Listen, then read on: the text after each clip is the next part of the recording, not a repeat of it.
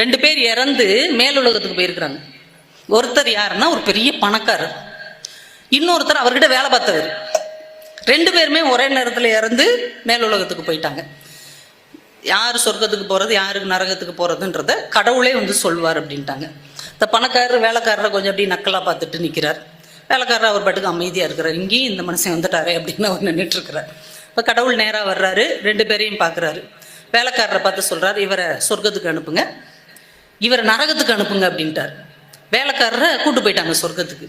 இப்போ இந்த செல்வந்தருக்கு ஒரே பதட்டம் ஆயிடுச்சு. என்னையா சொல்கிறீங்க, அவன் என்கிட்ட வேலை பார்த்தவன், அவன் சொர்க்கத்துக்கு போவான், நான் நரகத்துக்கு போவானா?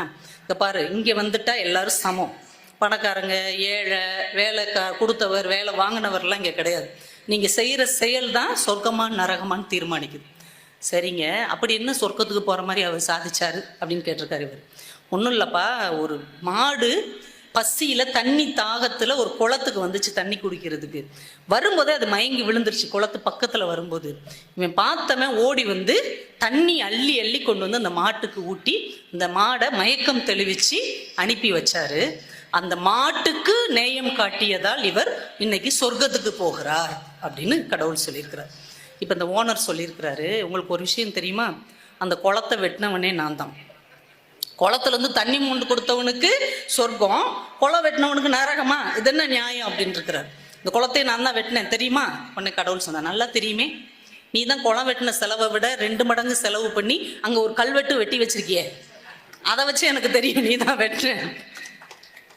சிரித்து கொண்டே கடவுள் சொல்லி இருக்கிறார், அவன் செய்தது தர்மம், நீ செய்தது விளம்பரம்.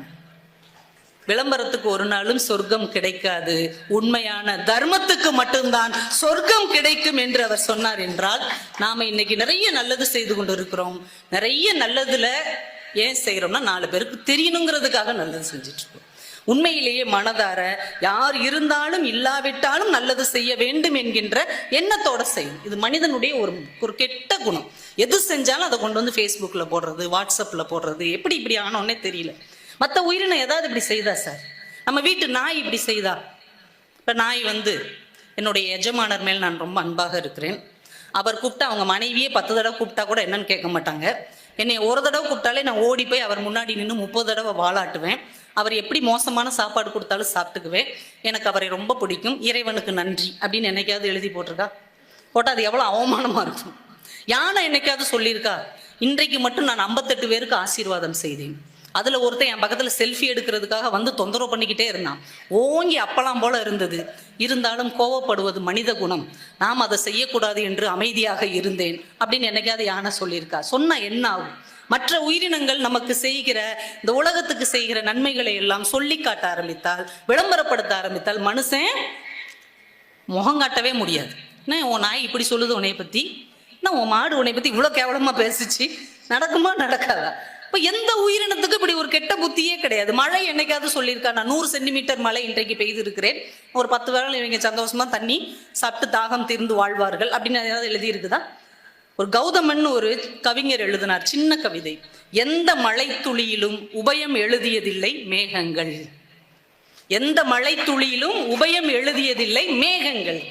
மேகம் நினைச்சிச்சுன்னா ஒவ்வொரு மழை துளியிலையும் தான் பேரை எழுதி எழுதி விட்டுருந்தா எவ்வளவு மோசமா இருக்கும். ஆனா இந்த உலகத்தில் பிறந்த எந்த உயிரினமும், எந்த இயற்கையின் படைப்பும், எந்த இயற்கையின் ஆசீர்வாதமும் தன்னை பற்றி விளம்பரப்படுத்திக் கொள்வதே இல்லை. ஆனால் ஒற்றை ஒரு உயிரினமாக இருக்கிற மனித குலம் இவ்வளவு மோசமாக போயிருக்கிறது. காமராஜர் ஒரு தடவை தஞ்சாவூர் பக்கம் போயிருக்கிறார், நண்பர்களோட போயிருக்கிறார். ஒரு சின்ன கோவில் பார்க்கறதுக்கே அழகா இருந்திருக்கு. இவங்க கொண்டு வந்த சாப்பாடு அங்கே வெளியில வச்சு சாப்பிடுவோன்ட்டு சாப்பிட்டுட்டு கோவிலே அப்படியே சுத்தி பார்த்துட்டு வெளியில வந்திருக்கிறாங்க. வந்தோடனே காமராஜர் சிரிச்சுட்டே இருந்திருக்கிறார். அவர் நண்பர் கேட்டிருக்கிறாரு, என்னங்க திடீர்னு சிரிக்கிறீங்க? இல்லை இந்த கோவில் பார்க்கவே இவ்வளோ அழகா இருக்குது, இதை கெட்டுன சிற்பி பேர் எங்கேயாவது இருக்கா அப்படின்னு கேட்டிருக்காரு. இல்லையே, எங்கேயுமே இல்லையே. இந்த கோயிலை கெட்டுன சிற்பி பேர் எங்கேயுமே இல்லை. ஆனால் 300 ரூபாய்க்கு ஒருத்தர் உள்ள ஃபேன் வாங்கி போட்டு 8 பேர் அதை எழுதியிருக்கிறான், அதை நினைச்சு சிரிச்சேன் அப்படின்னாரு காமராஜர். நம்ம செய்கிற உபயம் என்பது காலத்தை தாண்டி நிலைத்து நிற்க வேண்டுமே தவிர நம் பெயரை எழுதி வைப்பதால் மட்டுமே நிலைத்து நின்றால் அது உண்மையான உயிர் நேயமாக இருக்க முடியாது என்பதை நாம புரிந்து கொள்ள வேண்டும்.